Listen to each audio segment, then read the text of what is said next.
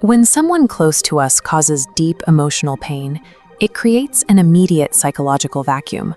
We feel weakened, as if our very worthiness has been called into question by the person we trusted most. To protect ourselves from being hurt again, we often use anger and resentment as a shield. We convince ourselves that holding on to these feelings will prevent future loss, but this habit only keeps the original pain alive and pulsating. This defense mechanism creates a paradox. We try to keep the other person as a prisoner to their own mistakes, but the moment that lock engages, we find ourselves stuck inside the cell with them. Clinging to the hurt doesn't maintain our boundaries. It simply ensures that our emotional state remains anchored to the very event that caused the damage.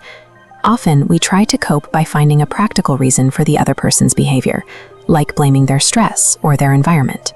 But when we treat them as a mere product of their circumstances, we ignore their nature as a capable soul who is in charge of their own actions.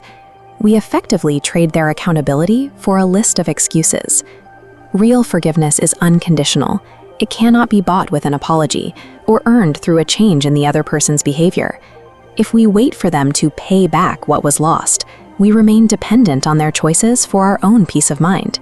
Moving forward requires a creative act. Imagine the mind as a canvas that hasn't been prepared for a new layer of paint. To change the picture, you must blend your own innate qualities of peace, love, and truth into a specific color that didn't exist before: forgiveness. Reaching emotional liberation means stepping out of the role of a passive victim. You become the active creator of your internal world, choosing which colors to apply to your own canvas. This creative process begins by shifting our perspective away from the physical identity of the person who hurt us. We have to look past the name, the face, and the personality that caused the friction.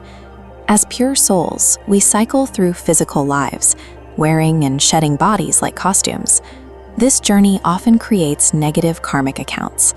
A hurt experience today is frequently the purposeful settlement of a debt from a previous birth, balancing the scales set in motion long ago. Recognizing a painful interaction as the closing of an old account changes the narrative of the event. It moves the experience from an accidental tragedy to a necessary settlement, which helps dissolve the feeling of being targeted or powerless. To make this shift practical, we have to practice the art of blending. This means combining our existing nature of love and humility to form an active state of generosity toward the soul that hurt us. One essential habit is looking past a person's surface actions to recognize the soul beneath. You acknowledge their capacity for better choices, even if they aren't making them in the present moment. The next habit involves focusing entirely on the root word give. You apply love and humility without any strings attached, focusing on your own output rather than what you might receive in return. Speed is also a factor. If you wait too long, wet paint dries and hardens. Apply these virtues immediately before the negative memory set. Hesitating to forgive can cost us valuable relationships, but it also creates a much harder journey of self-forgiveness later on.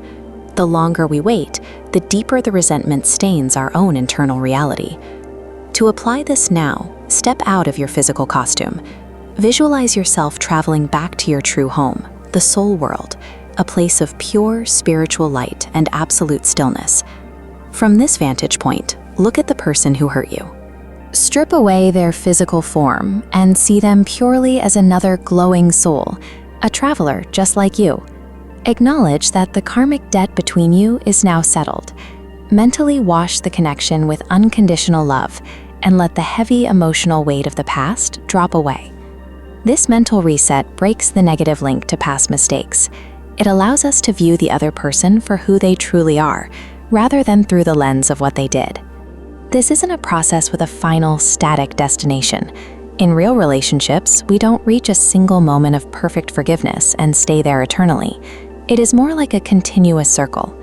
Much like a painter might circle back to an earlier phase of their work with fresh eyes, we revisit our relationships with new layers of understanding and spiritual maturity. This practice doesn't pretend the past didn't happen. It simply chooses to look back upon those memories with compassion and mercy, rather than bitterness. By treating forgiveness as a regular habit, we protect our own emotional welfare. We ensure that our internal state is defined by our own virtues, creating a stability that remains intact regardless of the actions of others.